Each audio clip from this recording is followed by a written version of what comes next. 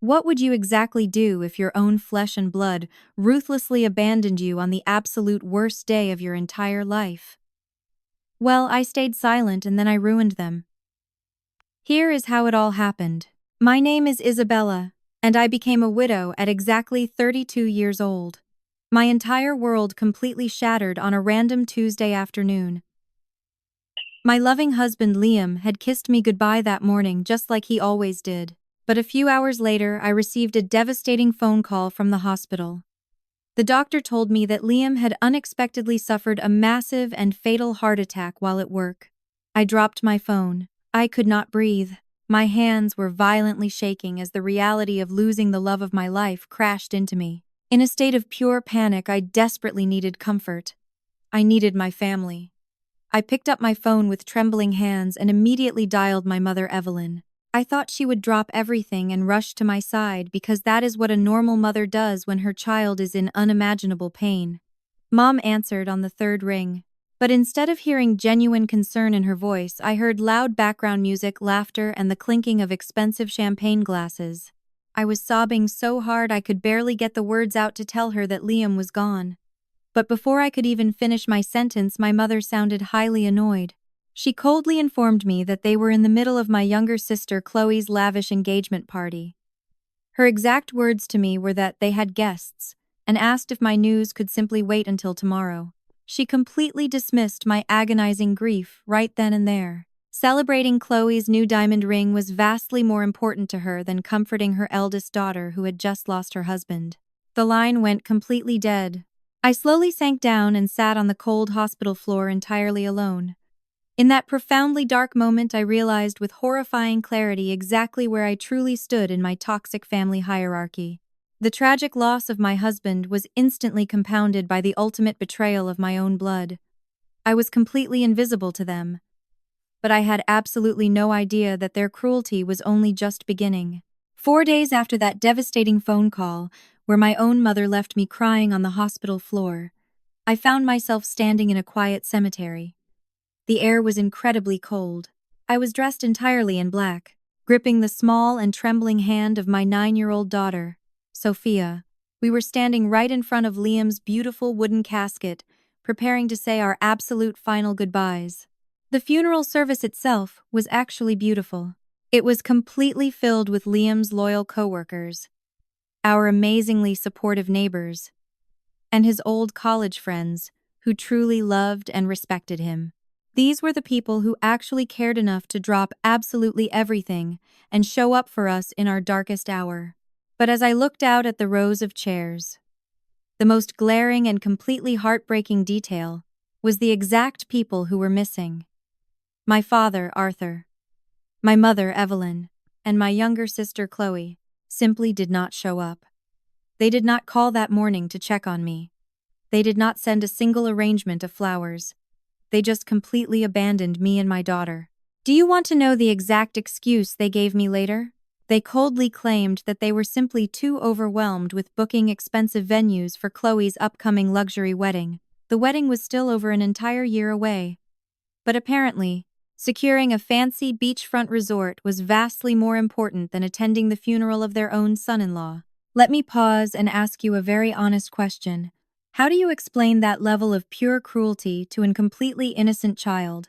Because right as the casket was slowly being lowered into the ground, little Sophia looked up at me with these wide and tearful eyes. Her voice was shaking as she innocently asked, "Mommy, where are Grandma and Grandpa? Why did they not come to say goodbye to Daddy?" I stood there completely paralyzed. I had to violently choke back my own tears and try to carefully explain the absolute unexplainable to my grieving daughter. I gently whispered that they were busy, but I felt completely sick to my stomach. This devastating absence was absolutely not just a simple scheduling conflict. It was a loud, deliberate, and incredibly cruel statement. In that exact moment, holding my fatherless daughter, I finally realized the terrifying truth. My family's blatant and lifelong favoritism toward the golden child, Chloe, had completely erased any basic human decency or empathy they should have ever had for me. They had officially chosen their favorite daughter over my massive grief. But as I wiped the tears from Sophia's cheeks, I promised myself that I would never let them hurt her again. And little did I know, my incredible husband Liam had already set a brilliant trap from beyond the grave to protect us both. In the days immediately following that completely heartbreaking funeral, I was left entirely alone to face the terrifying reality of my finances. I had been a stay-at-home mom for years, and the thought of managing all the money and bills by myself was completely overwhelming. But what my toxic family absolutely did not know, and what even I did not know yet, was that my incredible husband Liam was a highly perceptive man.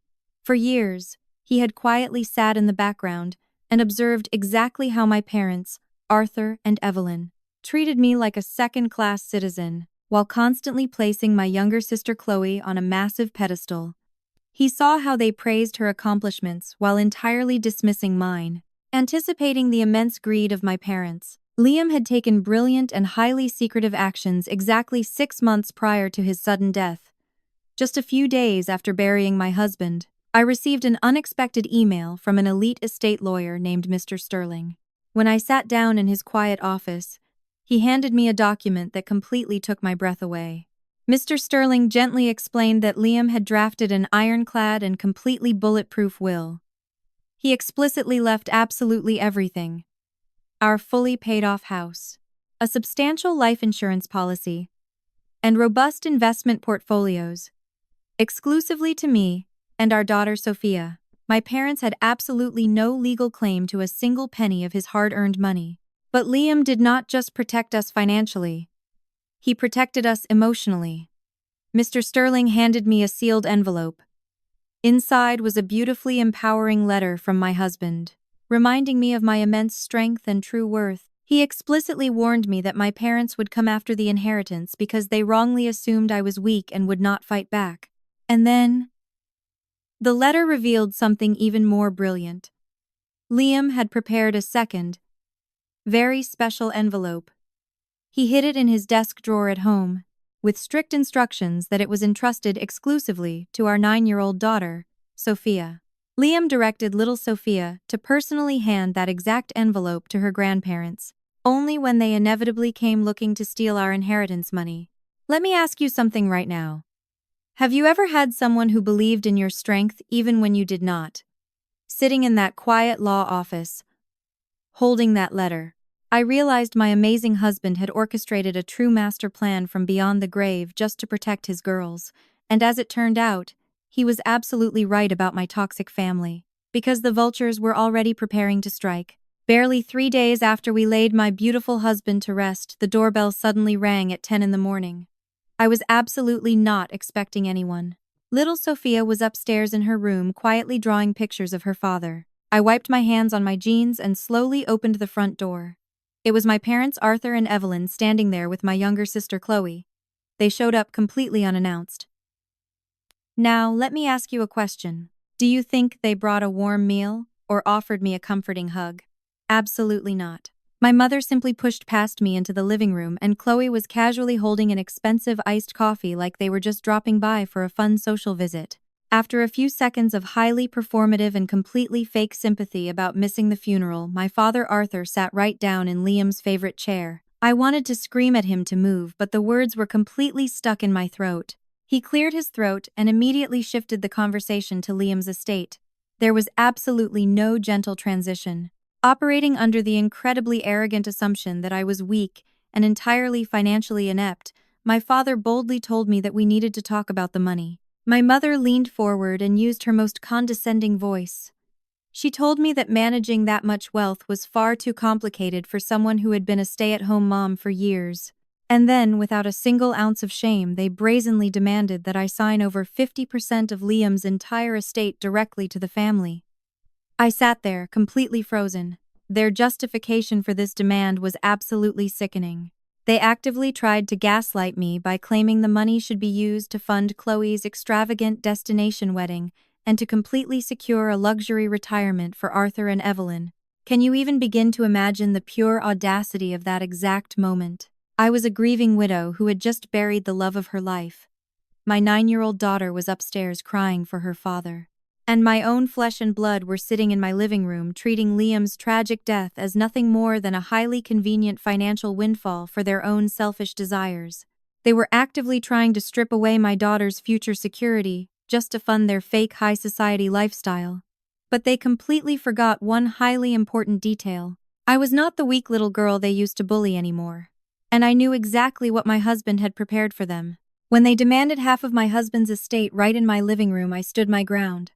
I firmly refused to sign a single document on the spot. They eventually left, but my parents immediately escalated their manipulative tactics. Under the guise of checking in on my mental health, my mother Evelyn called me a few days later.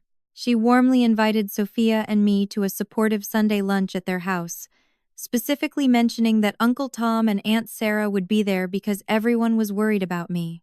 I foolishly thought maybe they actually wanted to comfort us. But the exact moment I walked through their front door holding my daughter's hand, I realized it was a highly calculated ambush. The dining room was completely full. My parents had invited several extended family members, including my aunts, uncles, and cousins, just to corner me. The meal itself was incredibly uncomfortable and silent in all the wrong ways. Right after we finished eating, my father Arthur stood up. He used that highly authoritative tone he always used when he wanted to end a discussion.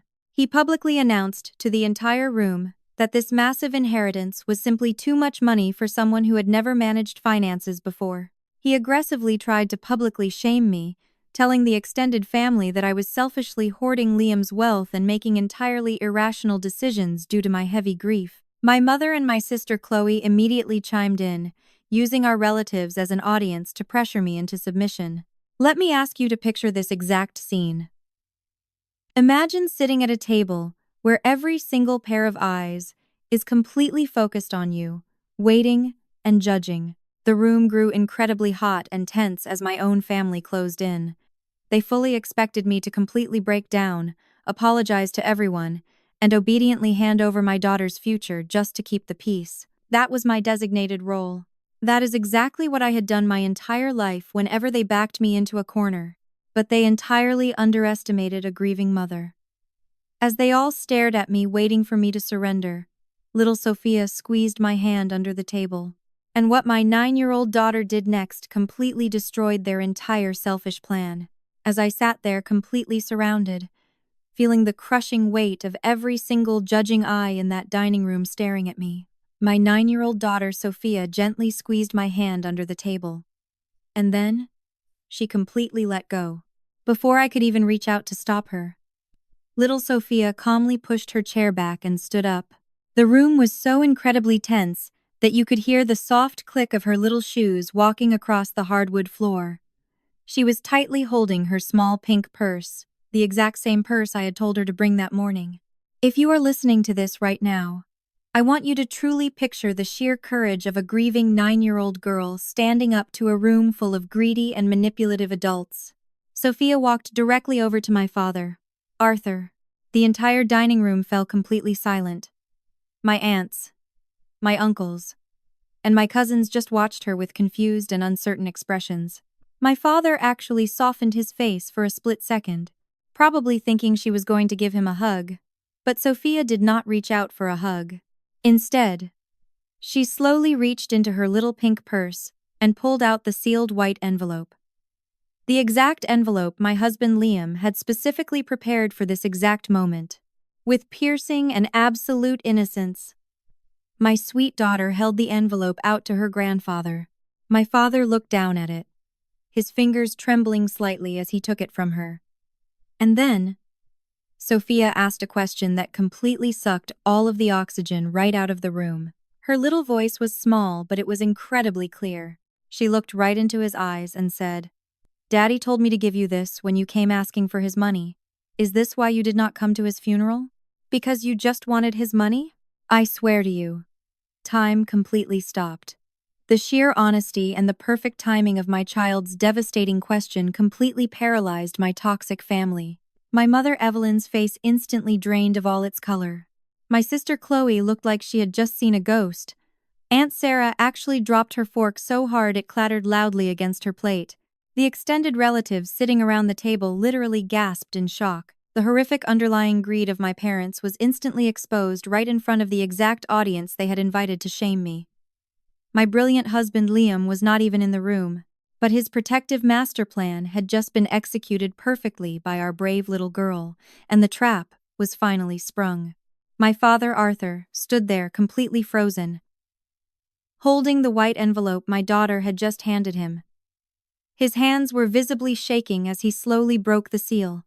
He pulled out the folded pieces of paper inside. And as his eyes scanned the first few lines, his face went entirely pale. He tried to quickly fold it back up and hide it, but my extended family was already watching him like hawks. Aunt Sarah leaned forward and quietly demanded that he read it out loud.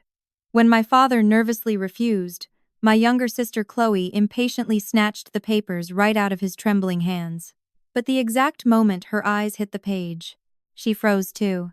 The room erupted in confused whispers until Uncle Tom firmly told her to read it, and so, with a shaking voice, the ultimate golden child was forced to read her brother-in-law's final words to the entire room. Let me tell you, hearing my late husband speak from beyond the grave was the most powerful and validating moment of my entire life.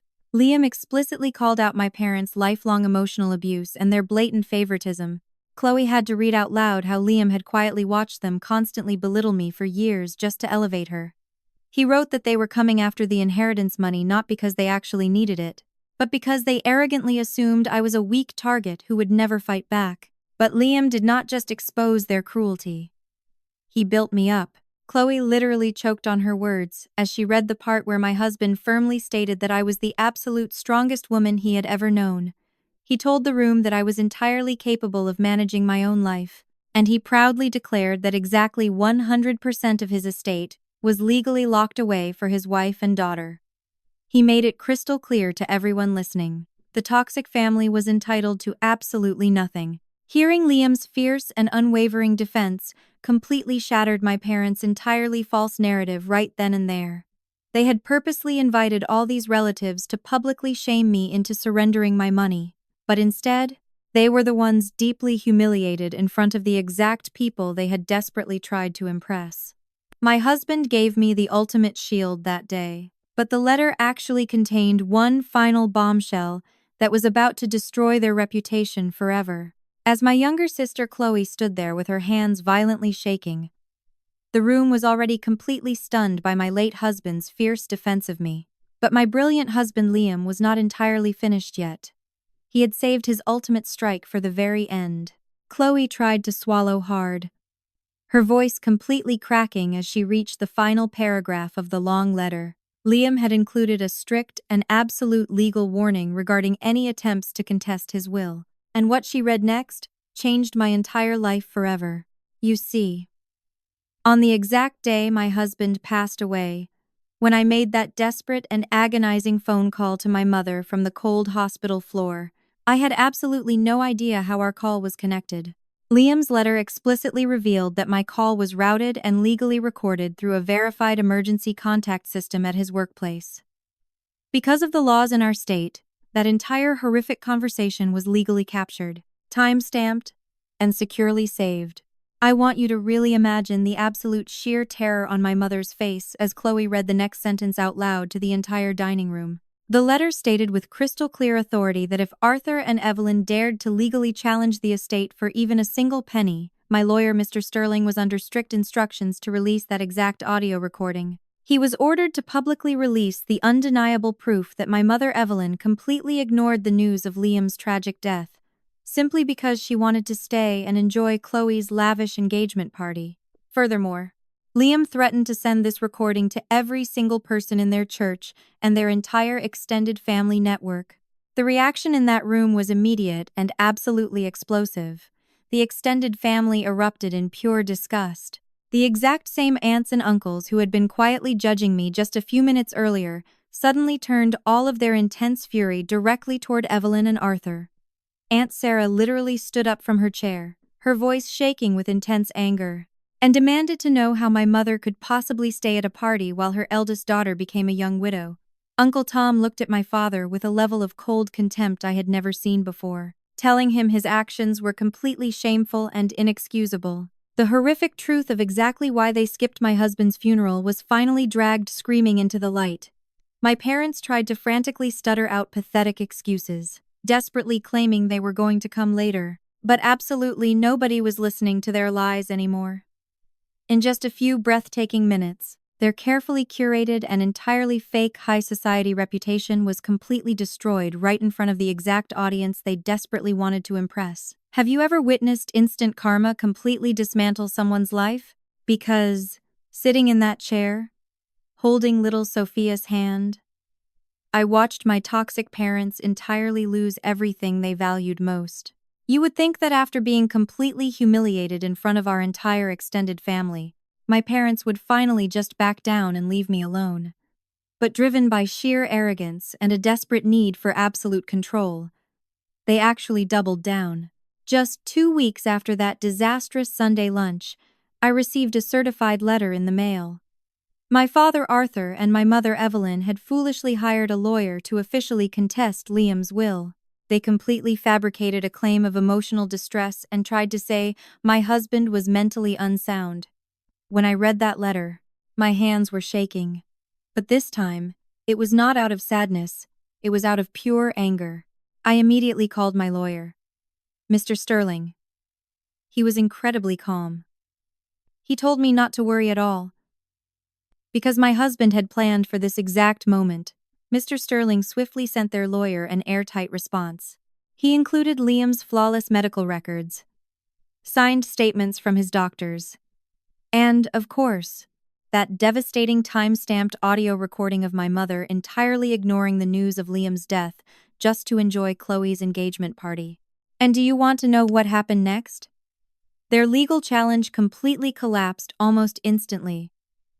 Once their attorney received the undeniable proof and actually listened to that horrific phone call, he immediately dropped my parents as clients. He realized the case was incredibly toxic and entirely unwinnable.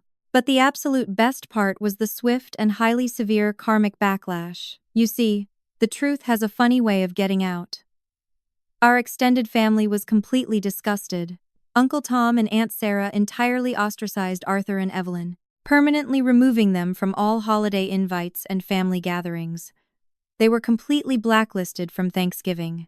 And as for my golden child sister, Chloe, her perfect and highly curated aesthetic life was equally ruined. When her wealthy fiancé's family caught wind of the massive scandal and found out exactly how she treated her grieving widowed sister, it caused massive friction in her relationship. She had to completely abandon her social media accounts because the backlash and shame were so intense. Let me ask you, do you truly believe in instant karma? Because I absolutely do now.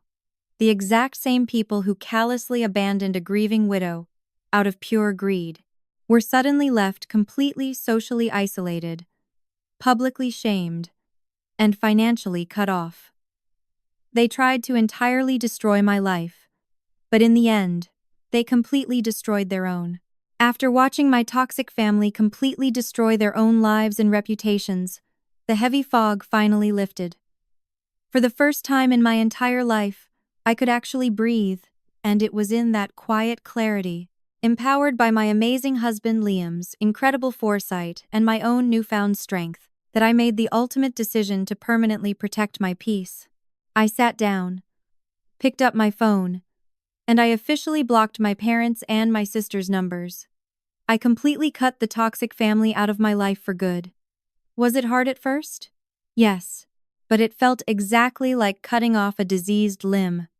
Painful for a moment, but absolutely necessary to survive. With them finally gone, I focused entirely on our future. Working closely with brilliant financial advisors, I locked away Sophia's college funds and ensured our long-term stability, completely safe from anyone else's greedy interference. Sophia and I also began attending weekly therapy, slowly healing from the massive trauma of losing Liam and surviving the ultimate betrayal of my own blood. If you have stayed with me until the very end of this story, I want to share a profound and completely life-changing lesson with you. I spent my entire life believing that establishing boundaries was a cruel act. I thought I had to endure their emotional abuse just because they were family. But through this deeply painful journey, I realized the absolute truth. Setting ironclad boundaries is never cruel. It is a highly necessary form of self-preservation. I want you to hear this loud and clear. You absolutely never have to set yourself on fire just to keep toxic people warm. Protecting yourself and your children from manipulative relatives is not selfish. It is your fundamental right. Today, I am no longer the weak and invisible girl they used to bully. Sophia and I are surrounded by genuine friends who actually showed up for us when our world went entirely dark. Secure in my late husband's enduring and fierce love, I have finally stepped out of the terrifying shadow of my abusers, and we have built a beautiful and completely peaceful life. If you have ever had to choose between keeping a toxic family happy and protecting your own sanity, please drop a comment below and tell me exactly what you decided. I want to read your stories. Share this video with anyone who desperately needs the courage to finally walk away, and do not forget to subscribe. Thank you so much for listening. And remember, you deserve respect, especially from your own family.